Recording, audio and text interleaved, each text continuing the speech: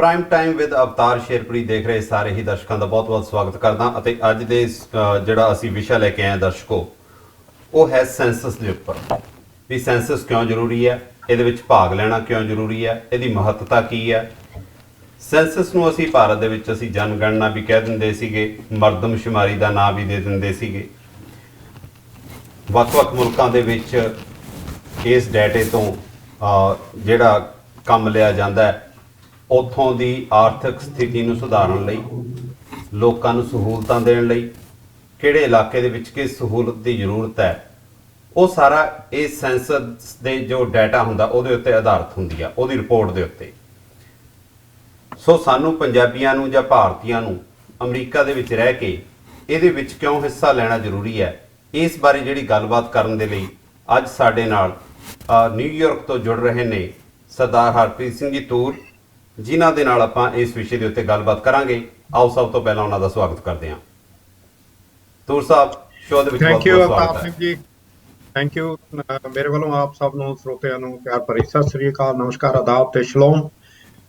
ਜਿਵੇਂ ਕਿ ਮੈਂ ਹਮੇਸ਼ਾ ਕਹਿੰਦਾ ਹੁੰਦਾ ਭਈ ਵੀ ਲਿਵ ਇਨ ਨਿਊਯਾਰਕ, ਜਿੱਥੇ ਕਿ ਤਕਰੀਬਨ 700 officially noted languages ਬੋਲੀਆਂ ਜਾਂਦੀਆਂ ਨਿਊਯਾਰਕ ਸਿਟੀ ਦੇ ਵਿੱਚ, and that's wear I am right now. And ਹੈਗਾ ਮੈਂ ਰਿਚਮੰਡ ਹਿੱਲ ਦੇ ਵਿੱਚ ਹਾਂ ਟੂ ਮੇਕ ਐਵਰੀਬਾਡੀ ਅਵੇਅਰ, ਕਿਉਂਕਿ ਜਦੋਂ ਅਸੀਂ ਅੱਗੇ ਤੁਰਨਾ ਸੈਂਸਸ ਦੀ ਜਾਂ ਗੱਲਬਾਤ ਕਰਨੀ ਆ, ਇਹਦੀ ਇੰਪੋਰਟੈਂਸ ਹੈ ਜਿਹੜੀ ਉਹ ਕਿੰਨੀ ਕੁ ਇੰਪੋਰਟੈਂਟ ਆ ਇਹ ਉਹ ਮੈਂ ਸ਼ੇਅਰ ਕਰਨੀ ਹੈ। And that is why I mentioning I am Richmond Hill, ਕਿਉਂਕਿ ਸਾਡਾ ਜਿਹੜਾ ਕਰੋਨਾ ਵਾਇਰਸ ਦੇ ਨਾਲ ਡੈਥਸ ਹੋਈਆਂ ਹੈਗੀਆਂ ਰਿਚਮੰਡ ਹਿੱਲ ਦੇ ਵਿੱਚ, it has been really devastating here.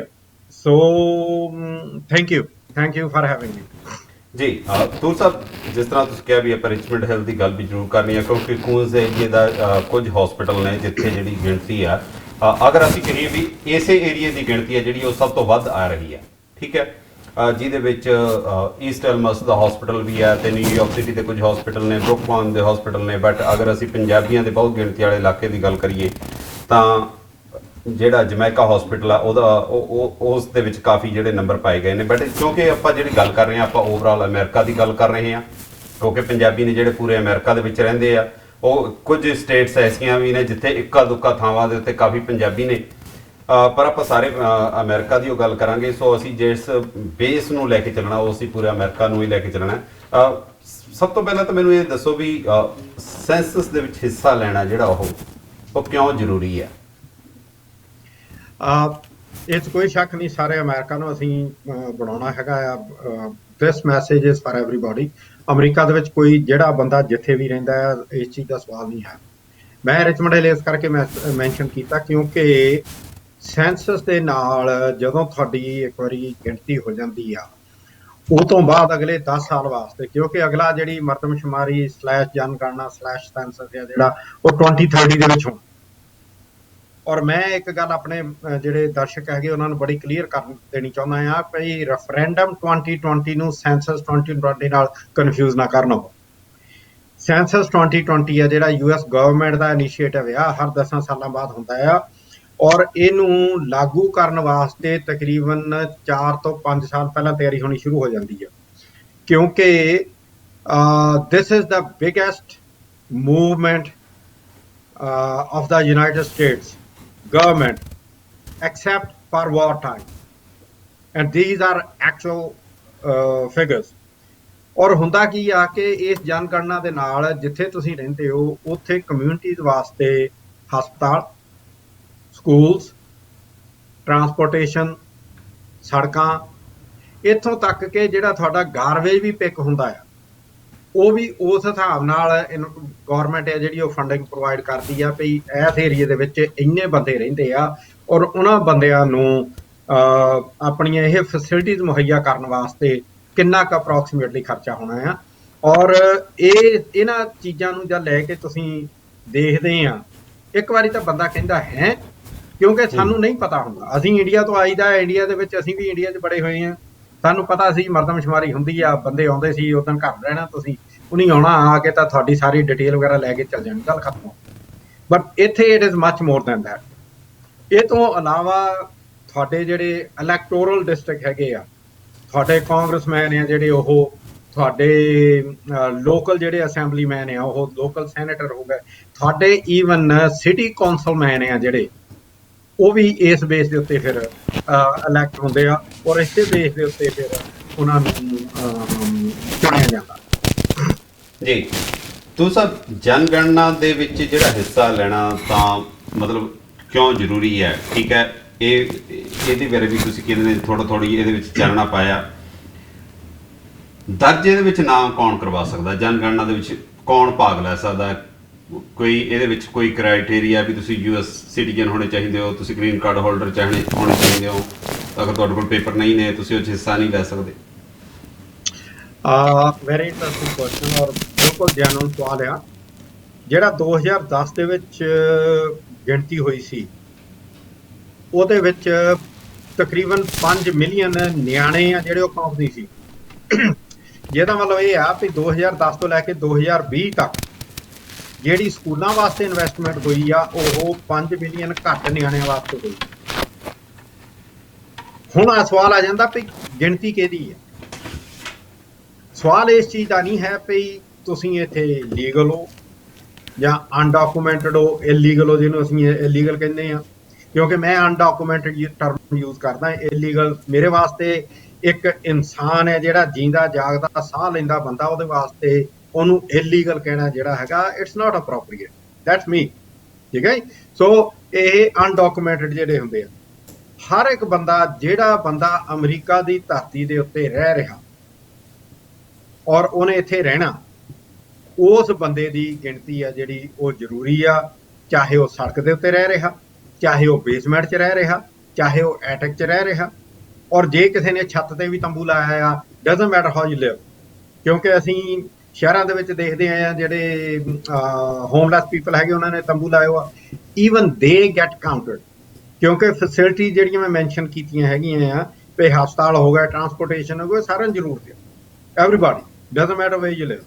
ਸੋ ਇਸ ਕਰਕੇ ਇਹ ਗਿਣਤੀ ਹੈ ਜਿਹੜੀ ਹਰ ਇੱਕ ਇਨਸਾਨ ਦਾ ਇੱਕ ਸਾਡੀ ਰਿਸਪੌਂਸਿਬਿਲਿਟੀ ਬਣਦੀ ਆ for the next generation to have a better life in this country, ਕਿ ਅਸੀਂ ਇਹਦੇ ਵਿੱਚ ਪਾਰਟਿਸਿਪੇਟ ਕਰੀਏ। ਜੀ ਇੱਕ ਚੀਜ਼ ਮੈਨੂੰ ਤੁਸੀਂ ਜਿਹੜੀ ਹੈਗੀ ਆ ਵੀ ਜਿਸ ਤਰ੍ਹਾਂ ਤੁਸੀਂ ਕਿਹਾ ਵੀ ਸਾਨੂੰ ਪਾਰਟਿਸਿਪੇਟ ਕਰਨਾ ਚਾਹੀਦਾ, ਪਰ ਲੋਕਾਂ ਦਾ ਜਿਹੜਾ ਡਰ ਆ ਉਹ ਇਹ ਹੁੰਦਾ ਵੀ ਕਿਤੇ ਜਿਹੜੀ ਅਸੀਂ ਜਦੋਂ ਇਨਫੋਰਮੇਸ਼ਨ ਦੇਵਾਂਗੇ, ਲੈਟਸ ਵੀ ਮੇਰੇ ਕੋਲ ਕੋਈ ਪੇਪਰ ਨਹੀਂ ਆ, ਜਦੋਂ ਅਸੀਂ ਕੋਈ ਇਨਫੋਰਮੇਸ਼ਨ ਸ਼ੇਅਰ ਕਰਾਂਗੇ ਕਿਤੇ ਉਹ ਇਨਫੋਰਮੇਸ਼ਨ ਹੈ ਜਿਹੜੀ ਉਹ ਸੈਂਸਸ ਡਿਪਾਰਟਮੈਂਟ ਆਈਸ ਦੇ ਨਾਲ ਸ਼ੇਅਰ ਨਾ ਕਰੇ, ਇਮੀਗ੍ਰੇਸ਼ਨ ਦੇ ਨਾਲ ਸ਼ੇਅਰ ਨਾ ਕਰੇ। ਜਿਸ ਤਰ੍ਹਾਂ ਪ੍ਰੈਜ਼ੀਡੈਂਟ ਡੋਨਲਡ ਟਰੰਪ ਇਸ ਗੱਲ ਨੂੰ ਲੈ ਕੇ ਕਾਫੀ ਵਚਨਬੱਧ ਨੇ ਵੀ ਮੈਂ ਦੇਸ਼ ਦੇ ਵਿੱਚ ਜਿੰਨੇ ਇਲੀਗਲ ਬੰਦੇ ਆ ਉਹ ਸਾਰੇ ਬਾਹਰ ਕੱਢ ਦੇਣੇ ਆ। ਠੀਕ ਹੈ, ਲੋਕਾਂ ਦੇ ਵਿੱਚ ਕਿਤੇ ਨਾ ਕਿਤੇ ਡਰ ਹੈ। ਕੀ ਅਜਿਹਾ ਪੋਸੀਬਲ ਹੈ ਵੀ ਸੈਂਸਸ ਡਿਪਾਰਟਮੈਂਟ ਉਹਨਾਂ ਦੇ ਨਾਲ ਕੋਈ ਜਾਣਕਾਰੀ ਸ਼ੇਅਰ ਕਰ ਸਕਦਾ? ਦੇਖੋ, ਤੁਹਾਨੂੰ ਮੈਂ ਇੱਕ ਉਦਾਹਰਣ ਦਿੰਦਾ। ਪ੍ਰੈਜ਼ੀਡੈਂਟ ਟਰੰਪ ਨੇ ਇਹ ਸਵਾਲ ਖੜਾ ਕੀਤਾ ਸੀ ਕਿ ਸੈਂਸਸ ਫਾਰਮ ਦੇ ਵਿੱਚ ਇੱਕ ਕਾਲਮ ਹੋਣਾ ਚਾਹੀਦਾ ਜਿਹਦੇ ਵਿੱਚ ਉਹ ਪੁੱਛਣ ਵੀ ਕੀ ਤੁਸੀਂ ਅਮਰੀਕਾ ਦੇ ਸਿਟੀਜ਼ਨ ਹੋ।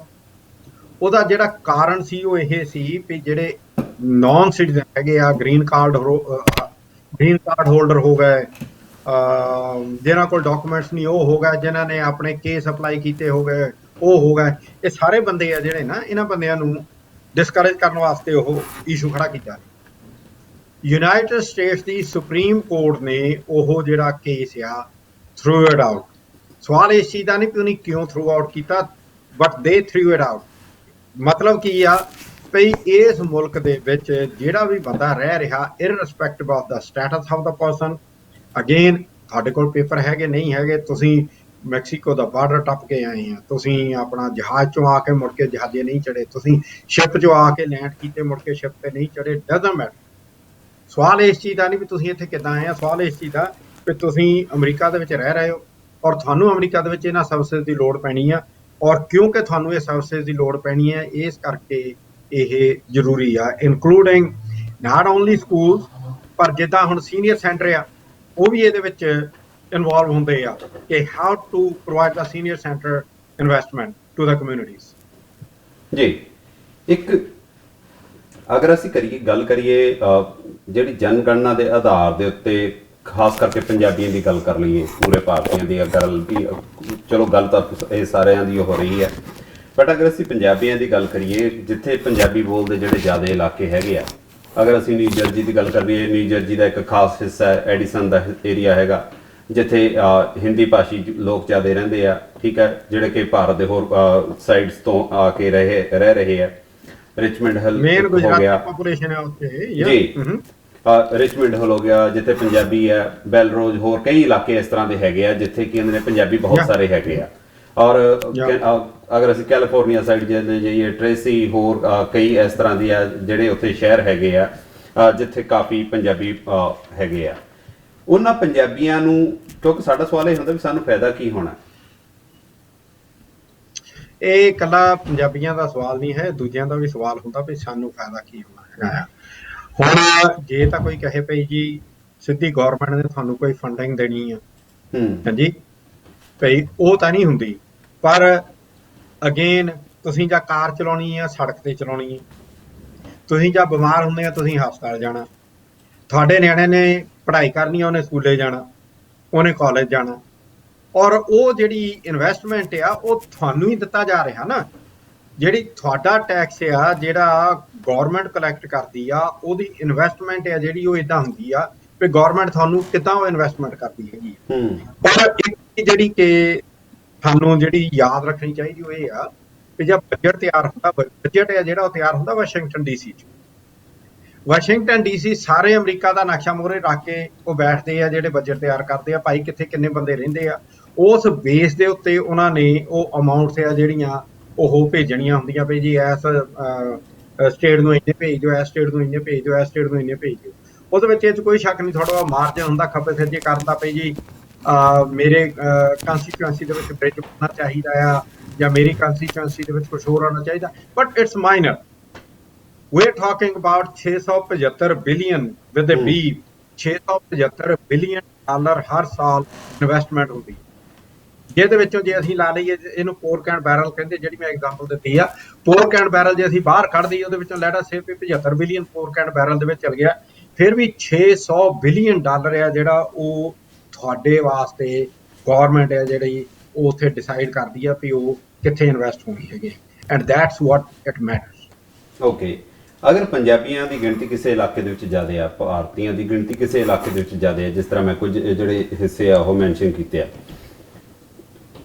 ਉੱਥੇ ਜਿਸ ਤਰ੍ਹਾਂ ਕਈ ਅਸੀਂ ਸਾਡੀ ਕੰਪਲੇਂਟ ਹੈਗੀ ਆ ਵੀ ਅਗਰ ਆਪਾਂ ਰਿਚਮੰਡ ਹਿੱਲ ਦੀ ਉਹ ਗੱਲ ਲੈ ਲਈਏ, ਜਾਂ ਕਾਰਟਰੇਟ ਇੱਕ ਨਿਊ ਜਰਜੀ ਦਾ ਸ਼ਹਿਰ ਹੈ ਉੱਥੇ ਦੀ ਗੱਲ ਲੈ ਲਈਏ, ਐਡੀਸਨ ਦਾ ਆਪਾਂ ਜ਼ਿਕਰ ਕੀਤਾ, ਤੇ ਹੋਰ ਕੈਲੀਫੋਰਨੀਆ ਦੇ ਵੀ ਬਹੁਤ ਸਾਰੇ ਪਾਰਟ ਨੇ। ਸਾਡੀ ਅਕਸਰ ਕੰਪਲੇਂਟ ਹੁੰਦੀ ਹੈ ਵੀ ਸਕੂਲਾਂ ਦੇ ਵਿੱਚ ਜੀ ਪੰਜਾਬੀ ਨਹੀਂ ਪੜ੍ਹਾਈ ਜਾਂਦੀ, ਉੱਥੇ ਜੀ ਪੰਜਾਬੀ ਟੀਚਰ ਨਹੀਂ ਹੈਗੇ, ਉੱਥੇ ਜੀ ਸਾਡੀ ਭਾਸ਼ਾ ਨੂੰ ਸਮਝਣ ਵਾਲੇ ਲੋਕ ਨਹੀਂ ਹੈਗੇ, ਕਿਉਂਕਿ ਹਰ ਪੇਰੈਂਟ ਨੂੰ ਜਿਹੜੀ ਉਹ ਇੰਗਲਿਸ਼ ਨਹੀਂ ਆਉਂਦੀ। ਕਿੰਨਾ ਕੁ ਮਤਲਬ ਇਹਦੇ ਜ਼ਰੀਏ ਕਿੰਨਾ ਕੁ ਫਾਇਦਾ ਹੁੰਦਾ ਹੈ? ਇਹ ਜਿਹੜੀਆਂ ਚੀਜ਼ਾਂ ਜਿਹੜੀਆਂ ਹੈਗੀਆਂ ਨੇ, ਜਦ ਗਿਣਤੀ ਹੋ ਜਾਂਦੀ ਹੈ ਨਾ ਤੁਹਾਡੀ ਇੱਕ ਵਾਰੀ, ਜਾਂ ਮਰਦਮਸ਼ੁਮਾਰੀ ਹੋ ਗਈ, ਸੈਂਸਸ ਹੋ ਗਿਆ, ਉਹ ਤੋਂ ਬਾਅਦ ਜਿਹੜੇ ਸਟੈਟਿਸਟੀਸ਼ੀਅਨਸ ਹੈਗੇ ਆ ਉਹ ਬੈਠ ਕੇ ਇਹਨਾਂ ਚੀਜ਼ਾਂ ਨੂੰ ਕਰਦੇ। ਫਾਰ ਐਗਜ਼ਾਮਪਲ ਮੈਨੂੰ ਪਤਾ ਵੀ ਨਿਊਯਾਰਕ ਸਿਟੀ ਦੇ ਵਿੱਚ ਕੁਛ ਇੱਕ ਏਰੀਆ ਦੇ ਵਿੱਚ ਜਿਹੜੇ ਬੈਲਟ ਆ ਇੰਗਲਿਸ਼ ਤੇ ਸਪੈਨਿਸ਼ ਦੇ ਨਾਲ ਨਾਲ ਉਹ ਚਾਈਨੀਜ਼ ਦੇ ਵਿੱਚ ਵੀ ਹੈਗੇ ਆ, ਬੰਗਾਲੀ 'ਚ ਵੀ ਹੈਗੇ ਆ, ਹਾਂਜੀ। ਹੁਣ ਚਾਈਨੀਜ਼ ਆ ਜਿਹੜਾ ਤੁਸੀਂ ਕਹਿ ਸਕਦੇ ਜੀ ਪੁਰਾਣੇ ਆ ਉਹ ਦਿਸਣ ਦਾ, ਬੰਗਾਲੀ ਤਾਂ ਸਭ ਤੋਂ ਬਾਅਦ ਆਏ ਆ, ਇਹ ਤਾਂ ਕੋਈ ਸ਼ੱਕ ਨਹੀਂ ਆ, ਪਰ ਦੇ ਸਕਸੀਡਡ। ਉਹਦਾ ਕਾਰਨ ਕੀ ਆ ਕਿ ਉਹਨਾਂ ਨੇ ਦੇ ਪੁੱਟ ਇਨ ਦੀ ਐਫਰਟਸ ਟੂ ਗੈਟ ਕਾਊਂਟਡ, ਔਰ ਉਸ ਤੋਂ ਬਾਅਦ ਉਸ ਚੀਜ਼ ਨੂੰ ਪਰਸੂ ਕੀਤਾ। ਪਰਸੂ ਕਰਨ ਦਾ ਫਾਇਦਾ ਇਹ ਹੋਇਆ ਵੀ ਘੱਟੋ ਘੱਟ ਬੈਲਟ ਦੇ ਉੱਤੇ ਉਹ ਚੱਲ ਗਏ। ਹਾਂ, ਸਾਡੇ ਜਿਹੜੇ ਹੈਗੇ ਆ ਆਪਣਾ ਪੰਜਾਬੀ ਆ, ਜਿਹੜੀ ਪੰਜਾਬੀ ਲੈਂਗੁਏਜ ਆ ਜਿਹੜੀ ਬੈਲਟ ਵਾਸਤੇ, ਬੈਲਟ ਦੇ ਉੱਤੇ ਤਾਂ ਪ੍ਰਿੰਟ ਨਹੀਂ ਹੋਈ, ਪਰ ਇੰਨਾ ਜ਼ਰੂਰ ਹੋ ਗਿਆ ਆ ਵੀ ਤੁਹਾਨੂੰ ਪੰਜਾਬੀ ਬੋਲਣ ਵਾਲੇ ਵੋਟਾਂ ਪਾਉਣ ਵੇਲੇ ਮੁਹੱਈਆ ਬੰਦੇ ਮੁਹੱਈਆ ਹੁੰਦੇ ਆ। ਦੂਜੀ ਗੱਲ ਸਕੂਲ ਦੀ ਆ ਜਾਂਦੀ ਆ, English as a second language ਹੈ ਜਿਹੜੀ ਸਕੂਲਾਂ ਦੇ ਵਿੱਚ ਟੀਚ ਕੀਤੀ ਜਾਂਦੀ ਹੈਗੀ ਆ, ਪਰ ਜੇ ਉਹੀ ਕੋਈ ਸਾਨੂੰ ਉੱਥੇ ਟੀਚਰ ਉਹ ਮਿਲੇ ਜਿਹੜਾ ਕਿ ਪੰਜਾਬੀ ਦੇ ਵਿੱਚ ਫਲੂਐਂਟ ਹੋਵੇ ਔਰ ਇੰਗਲਿਸ਼ ਦੇ ਵਿੱਚ ਫਲੂਐਂਟ ਹੋਵੇ, ਉਹ ਟੀਚਰ ਹੈ ਜਿਹੜਾ ਉਹ ਚੰਗਾ ਪੜ੍ਹਾਊਗਾ ਨਿਆਣਾ। ਉਹ ਚੀਜ਼ਾਂ ਲੈਣ ਵਾਸਤੇ, ਉਹ ਕੰਮ ਕਰਨ ਵਾਸਤੇ ਸਾਡੇ ਲਈ ਇਹ ਜ਼ਰੂਰੀ ਆ ਜਿਹੜੀ ਹੈਗੀ ਆ ਵੀ ਗਿਣਤੀ ਹੋਊਗੀ ਤਾਂ ਤੁਸੀਂ ਕੰਮ ਕਰੋਗੇ। ਉਹ ਕਹਿੰਦੇ ਹੁੰਦੇ ਆ ਵੀ ਕੋਈ ਵੀ ਚੀਜ਼ ਬਣਾਉਣੀ ਉਹ ਕਰਨ ਵਾਸਤੇ ਸਾਨੂੰ ਟੂਲ ਚਾਹੀਦੇ ਆ, ਠੀਕ ਹੈ ਜੀ। ਜੇ ਤੁਹਾਡੇ ਕੋਲ ਔਜ਼ਾਰ ਹੈ ਨਹੀਂਗੇ ਜਾਂ ਸੰਦ ਹੈ ਨਹੀਂਗੇ ਤਾਂ ਤੁਸੀਂ ਕੁਝ ਨਹੀਂ ਬਣਾ ਸਕਦੇ।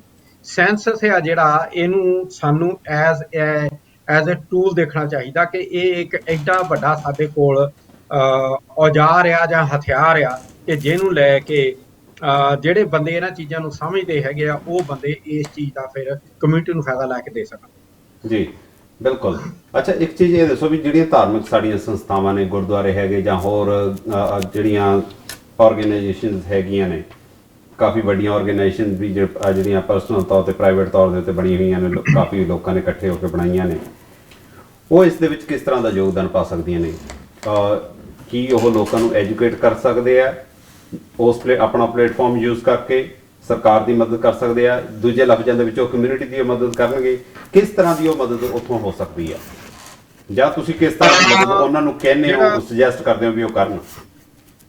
ਜਿਹੜਾ ਨਾ ਇਹ ਹੈਗਾ ਆ ਆਪਣਾ ਸਵਾਲ ਇਸ ਚੀਜ਼ ਦਾ ਆ ਜਾਂਦਾ ਹੈਗਾ ਆ, ਕਈ ਗੁਰਦੁਆਰੇ ਆ ਜਿਹੜੇ ਜਾਂ ਹੋਰ ਨਾਨ ਆਰਗੇਨਾਈਜੇਸ਼ਨ ਆ ਗਈਆਂ, ਜਿਹਨਾਂ ਗੁਰਦੁਆਰੇ ਰਿਲੀਜੀਅਸ ਆਰਗੇਨਾਈਜੇਸ਼ਨ ਹੋ ਗਈ, ਮੰਦਿਰ ਹੋ ਗਏ, ਮਸਜਿਦਾਂ ਹੋ ਗਈਆਂ, ਜਿਹੜੇ ਗਿਆਨੀ ਹੁੰਦੇ ਆ ਜਾਂ ਪ੍ਰੀਸਟ ਹੁੰਦੇ ਹੈਗੇ ਆ ਜਾਂ ਮੁੱਲੇ ਜਿਹੜੇ ਹੁੰਦੇ ਹੈਗੇ ਆ, ਉਹਨਾਂ ਵਾਸਤੇ ਇੱਕ ਗੌਰਮੈਂਟ ਆ ਜਿਹੜੀ ਉਹ ਉਪਰਾਲਾ ਕਰਦੀ, ਉਹਨਾਂ ਨੂੰ ਟੀਚ ਕਰਦੀ ਆ, ਉਹਨਾਂ ਨੂੰ ਫਾਇਦੇ ਦੱਸਦੀ ਸੈਂਸਸ ਦੇ ਕੀ, ਤਾਂ ਕਿ ਉਹ ਅੱਗੇ ਲੋਕਾਂ ਨੂੰ ਸ਼ੇਅਰ ਕਰ ਸਕਣ ਵੀ ਭਾਈ ਜੇ ਤੁਸੀਂ ਆਪਣੀ ਗਿਣਤੀ ਕਰੋਗੇ ਤੁਹਾਨੂੰ ਇਸ ਚੀਜ਼ ਦਾ ਫਾਇਦਾ ਆ, ਸਕੂਲਾਂ ਵਾਸਤੇ ਇਨਵੈਸਟਮੈਂਟ ਆ, ਹਸਪਤਾਲ ਵਾਸਤੇ ਇਨਵੈਸਟਮੈਂਟ ਆ, ਸੜਕਾਂ ਵਾਸਤੇ ਇਨਵੈਸਟਮੈਂਟ ਆ, ਟਰਾਂਸਪੋਰਟੇਸ਼ਨ ਵਾਸਤੇ ਇਨਵੈਸਟਮੈਂਟ। ਇਹ ਸਾਰਾ ਕੁਛ ਆ ਜਿਹੜਾ ਇਹ ਉਹਨਾਂ ਨੂੰ ਇਸ ਕਰਕੇ ਉਹਨਾਂ ਨਾਲ ਐਜੂਕੇਟ ਕੀਤਾ ਜਾਂਦਾ ਤਾਂ ਕਿ ਉਹ ਅੱਗੇ ਲੋਕਾਂ ਨੂੰ, ਜਿਹੜੇ ਬੰਦੇ ਵੀ ਸੇਵਾ ਲੈਣ ਵਾਸਤੇ ਉੱਥੇ ਗੁਰਦੁਆਰੇ ਆਉਂਦੇ ਆ, ਆਪਣਾ ਕੋਈ ਮੱਥਾ ਟੇਕਣ ਆਉਂਦਾ ਹੈਗਾ ਆ, ਕੋਈ ਲੰਗਰ ਛਕਣ ਆਉਂਦਾ ਹੈਗਾ ਆ, ਜਾਂ ਉੱਥੇ ਕੀਰਤਨ ਸੁਣਨ ਆਉਂਦਾ ਹੈਗਾ ਆ, ਜਿੱਦਾਂ ਵੀ ਜਿਹੜਾ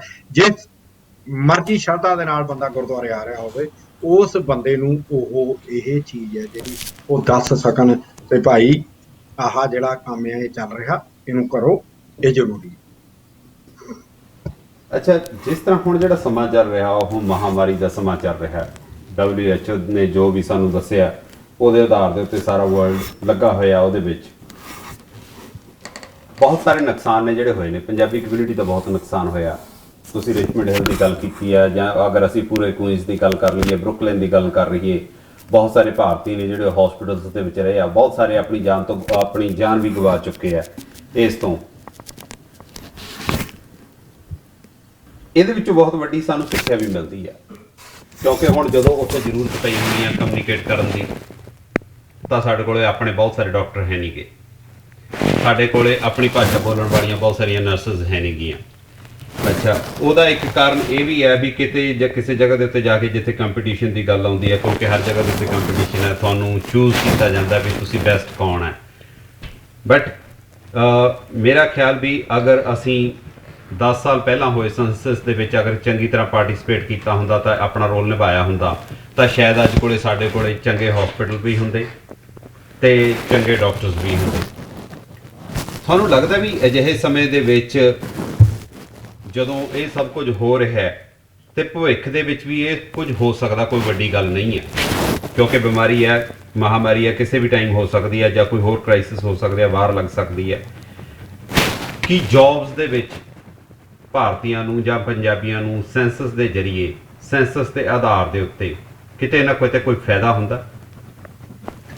ਦੇਖੋ, ਜਿਹੜੀਆਂ ਜੌਬਸ ਆ ਨਾ, ਜੌਬਸ ਦਾ ਮੈਂ ਜੌਬ ਨੂੰ ਸਿੱਧਾ ਲਿੰਕ ਨਹੀਂ ਕਰੂੰਗਾ।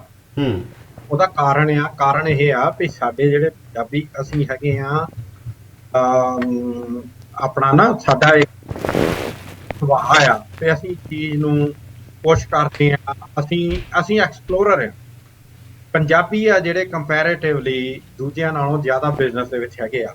ਹਾਂ, ਜੇ ਫਰਕ ਉੱਥੇ ਪੈਂਦਾ ਆ ਵੀ ਜਿਹੜੇ ਬੰਦੇ ਮੋਹਰੇ ਬੈਠੇ ਆ ਉਹਨਾਂ ਵਾਸਤੇ ਜਿਹੜਾ ਹੈਗਾ ਆ, ਜੇ ਉੱਥੇ ਜੌਬ ਵਗੈਰਾ ਲੈਣੀ ਆ ਉਹਦੇ ਵਾਸਤੇ ਤੁਹਾਡੇ ਲਈ ਪੜ੍ਹਾਈ ਜ਼ਰੂਰੀ ਆ। ਪਰ ਹਾਂ, ਇੰਨਾ ਜ਼ਰੂਰ ਆ ਵੀ ਤੁਸੀਂ ਪੜ੍ਹ ਲਿਖ ਕੇ ਜੇ ਉੱਥੇ ਜਾਂਦੇ ਆ, ਤੁਸੀਂ ਉਹਨਾਂ ਦੇ ਵਿੱਚ ਜਾਂ ਬੈਠਦੇ ਆ, ਤਾਂ ਉੱਥੇ ਤੁਸੀਂ ਅੰਦਰੋਂ ਫਿਰ ਤੁਸੀਂ ਚੇਂਜਸ ਲਿਆ ਸਕਦੇ ਹੋ ਵੀ ਭਾਈ ਮੋਹਰੇ ਜਿਹੜੇ ਰਿਸੈਪਸ਼ਨਿਸਟ ਬੈਠੇ ਹੈਗੇ ਆ, ਜੇ ਉੱਥੇ ਉਹ ਲੇਡੀ ਬੈਠੀ ਆ ਜਿਹੜੀ ਉਹ ਸਪੈਨਿਸ਼ ਤੇ ਇੰਗਲਿਸ਼ ਬੋਲਦੀ ਆ, ਉਹ ਨਾਲ ਪੰਜਾਬੀ ਵੀ ਬੋਲੇ, ਉਹ ਨਾਲ ਬੰਗਾਲੀ ਵੀ ਬੋਲੇ, ਤਾਂ ਕਿ ਜੇ ਕੋਈ ਪੰਜਾਬੀ ਆਉਂਦਾ ਆ ਉਹ ਪੰਜਾਬੀ ਦੇ ਵਿੱਚ ਉਹਨਾਂ ਨਾਲ ਗੱਲ ਕਰਕੇ ਉਹਦਾ ਇਸ਼ੂ ਸਮਝ ਕੇ ਉਹਨੂੰ ਪ੍ਰੋਪਰ ਗਾਈਡ ਕਰ ਸਕੇ। ਬੰਗਾਲੀ ਆਉਂਦਾ ਆ, ਬੰਗਾਲੀ ਦੇ ਵਿੱਚ ਉਹਨਾਂ ਨਾਲ ਗੱਲ ਕਰਕੇ ਪ੍ਰੋਪਰ ਅੰਡਰਸਟੈਂਡ ਕਰ ਸਕੇ। ਉਹ ਸਾਰਾ ਕੁਝ ਕਰਨ ਵਾਸਤੇ ਸੈਂਸਸ ਇਨਡਾਇਰੈਕਟਲੀ ਰੋਲ ਪਲੇ ਕਰਦਾ, ਡਾਇਰੈਕਟਲੀ ਨਹੀਂ ਕਰਦਾ। ਜੀ ਅੱਛਾ ਤੂਰ ਸਾਹਿਬ, ਕਿੰਨੀ ਦੇਰ ਤੱਕ ਜਿਹੜਾ ਹੈਗਾ ਸੈਂਸਸ ਹੈ, ਕਿਉਂਕਿ ਹੁਣ ਇਹ ਪੈਂਡੈਮਿਕ ਦੇ ਕਰਕੇ ਕੁਝ ਸਮਾਂ ਕੁਝ ਚੀਜ਼ਾਂ ਨੇ ਜਿਹੜੀਆਂ ਸਲੋ ਡਾਊਨ ਹੋ ਗਈਆਂ ਨੇ, ਕਿੰਨੀ ਲੰਬਾ ਸਮਾਂ ਹਲੇ ਜਿਹੜਾ ਇਹ ਹੋਰ ਹੋਣਾ ਹੈ, ਤੇ ਜਾਂ ਮਤਲਬ ਆਖਰੀ ਡੇਟ ਕਦੋਂ ਹੈ ਸਬਮਿਟ ਕਰਨ ਦੀ, ਜਿਹੜੇ ਤੁਹਾਡੇ ਘਰਾਂ ਦੇ ਵਿੱਚ ਮੇਲ ਰਾਹੀਂ ਫਾਰਮ ਆਏ ਆ, ਜਾਂ ਆਨਲਾਈਨ ਜਿਹੜੀ ਸਬਮਿਟ ਕਰਨ ਦੀ ਆਖਰੀ ਤਰੀਕ ਹੈ ਉਹ ਕਦੋਂ ਹੈ? ਇਸ ਵੇਲੇ ਡੇਟ ਐਕਸਟੈਂਡ ਕੀਤੀ ਹੋਈ ਹੈ, ਕੋਈ ਸ਼ੱਕ ਨਹੀਂ ਹੈ। ਜਿਹੜੀ ਫਾਰਮ ਵਗੈਰਾ ਜਿਹੜੇ ਹੈਗੇ ਆ, ਜੇ ਤੁਸੀਂ 11 ਅਗਸਤ ਤੱਕ ਫਾਰਮ ਜਿਹੜੇ ਤੁਹਾਡੇ ਕੋਲ ਆਏ ਹੋ ਆ, ਚਾਹੇ ਉਹਨਾਂ ਨੂੰ ਸਿੱਧਾ ਭਰ ਦਿਓ ਜਾਂ ਤੁਸੀਂ ਆਨਲਾਈਨ ਜਾ ਕੇ my2020census.gov ਉਹਦੇ ਉੱਤੇ ਜਾ ਕੇ ਭਰ ਦਿਓ। ਔਰ ਮੈਂ ਇੱਕ ਚੀਜ਼ ਇੱਥੇ ਇਨਸਿਸਟ ਕਰਨੀ ਚਾਹੁੰਦਾ ਕਿ ਪੂਰਾ ਐਡਰੈਸ ਟਾਈਪ ਕਰਨਾ ਆ ਤੁਸੀਂ, ਕਿਉਂਕਿ ਜਦ ਤੁਸੀਂ ਟਾਈਪ ਕਰਨ ਲੱਗਦੇ ਆ ਥੱਲੇ ਆਟੋਮੈਟਿਕਲੀ ਆ ਜਾਂਦੇ ਕੁਛ ਇੱਕ ਐਡਰੈਸ, ਉਹਦੇ ਉੱਤੇ ਕਿਸੇ ਤੇ ਕਲਿੱਕ ਨਹੀਂ ਕਰਨਾ ਕਿਉਂਕਿ ਕੋਈ ਪਤਾ ਨਹੀਂ ਹੈ।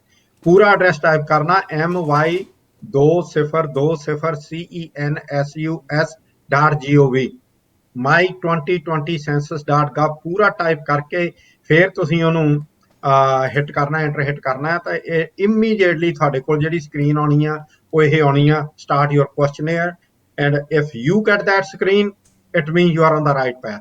If you get any other screen, then it means you are on the wrong page. So don't even ਦੂਸਰੀ ਉਹਦੀ ਨਿਸ਼ਾਨੀ ਮੇਰਾ ਖਿਆਲ ਇਹ ਵੀ ਹੈ, ਅਗਰ ਅਸੀਂ ਥੋੜਾ ਜਿਹਾ ਉਹਨੂੰ ਇੱਕ ਹੋਰ ਤਰੀਕੇ ਨਾਲ ਦੇਖ ਲਈਏ ਵੀ ਅਖੀਰ ਦੇ ਵਿੱਚ ਜਿਸ ਤਰ੍ਹਾਂ ਲਿਖਿਆ ਹੁੰਦਾ ਨਾ .com, ਇਹਦੀ ਥਾਂ ਦੇ ਉੱਤੇ .gov ਹੈ। GOV ਦਾ ਮਤਲਬ ਹੁੰਦਾ ਗਵਰਨਮੈਂਟ ਦੀ ਸਾਈਟ ਹੈ ਇਹ। ਅਗਰ ਉੱਥੇ ਕੁਝ ਹੋਰ ਆ ਰਿਹਾ ORG ਜਾਂ ਕੁਝ ਹੋਰ, ਤੁਸੀਂ ਉਹ ਸਾਈਟ ਦੇ ਉੱਤੇ ਕੋਈ ਡਾਟਾ ਪ੍ਰੋਵਾਈਡ ਨਾ ਕਰੋ। ਅਗਰ ਉੱਥੇ GOV ਦੀ ਸਾਈਟ ਆ, ਸਿਰਫ ਉੱਥੇ ਹੀ ਡਾਟਾ ਪ੍ਰੋਵਾਈਡ ਕਰੋ। ਉਹਦਾ ਕਾਰਨ ਇਹ ਆ, ਉਹ ਸਾਈਟ ਕੋਈ ਫੇਕ ਰਜਿਸਟਰਡ ਨਹੀਂ ਹੋ ਸਕਦੀ, ਕਿਉਂਕਿ ਜਿਸ ਸਮੇਂ ਸਾਈਟ ਰਜਿਸਟਰਡ ਹੁੰਦੀ ਆ ਉਹ ਕਨਫਰਮ ਕੀਤੀ ਜਾਂਦੀ ਆ। ਸੋ ਇਸ ਕਰਕੇ ਇਹ ਜਿਹੜੀ ਸਾਈਟ ਆ, ਤੁਸੀਂ GOV ਸਾਈਟ ਆ ਜਿਹੜੀ ਉਹ ਕਨਫਰਮ ਕਰਨੀ ਹੈ ਵੀ ਉਹਦੇ ਪਿੱਛੇ ਕੌਮ ਆਰਗੇਨਾਈਜੇਸ਼ਨ ਜਾਂ US ਦੀ ਬਜਾਏ ਉਹਦੇ ਪਿੱਛੇ GOV ਲੱਗਿਆ ਹੋਵੇ। ਇਹ ਵੀ ਇਹਦੀ ਇੱਕ ਨਿਸ਼ਾਨੀ ਹੈ। ਜੀ ਤੂਰ ਸਾਹਿਬ ਪਲੀਜ਼ ਕੰਟੀਨਿਊ। ਬਿਲਕੁਲ ਬਿਲਕੁਲ ਸਹੀ ਗੱਲ ਹੈ, ਬਿਲਕੁਲ। You just hit the nail on the head ਕਿ GOV ਹੈ ਜਿਹੜੀ ਉਹ ਹੋਣੀ ਚਾਹੀਦੀ। ਕਈ ਵਾਰੀ ਕੀ ਹੁੰਦਾ ਹੈਗਾ ਆ ਕਿ ਉਹ ਕੀ ਕਰਦੇ ਆ, ਇਟਸ ਏ ਮਿਸਚੀਵੀਅਸ ਥਿੰਗ ਨਾ, GOV ਤੋਂ ਬਾਅਦ ਕੋਈ ਨਾ ਕੋਈ ਉਹ ਟਾਈਪ ਕਰ ਦਿੰਦੇ ਆ gov.org। ਸੋ anything GOV ਦੇ ਉੱਤੇ, GOV ਦੇ ਉੱਤੇ ਖਤਮ ਹੁੰਦਾ, GOV ਦੇ ਉੱਤੇ, then it's fine. Anything beyond that, don't even touch it. ਜੀ ਬਿਲਕੁਲ। ਕਿਉਂਕਿ ਇੱਕ ਚੀਜ਼ ਮੈਂ ਹੋਰ ਤੁਹਾਡੇ before you go to the next question, ਤੁਹਾਡੇ ਕੋਲੋਂ ਤੁਹਾਡਾ ਸੋਸ਼ਲ ਸਿਕਿਉਰਿਟੀ ਨੰਬਰ ਨਹੀਂ ਮੰਗਣਗੇ ਕਦੀ ਵੀ, ਤੁਹਾਡੇ ਕੋਲੋਂ ਬੈਂਕ ਦੀ ਇਨਫੋਰਮੇਸ਼ਨ ਨਹੀਂ ਕਦੇ ਵੀ ਮੰਗਣਗੇ, ਤੁਹਾਡੇ ਕੋਲੋਂ ਉਹ ਇਹ ਨਹੀਂ ਪੁੱਛਣਗੇ ਵੀ ਭਾਈ ਤੁਹਾਡਾ ਇੱਥੇ ਜਿਹੜਾ ਸਟੇਟਸ ਆ ਉਹ ਕੀ ਹੈਗਾ ਆ। These are not the questions. The only question is ਕਿ ਤੁਹਾਡਾ ਨਾਂ ਕੀ ਆ, ਉਮਰ ਕੀ ਆ, ਤੇ ਐਡਰੈਸ ਤੁਸੀਂ ਕਿੱਥੇ ਰਹਿੰਦੇ ਹੋ।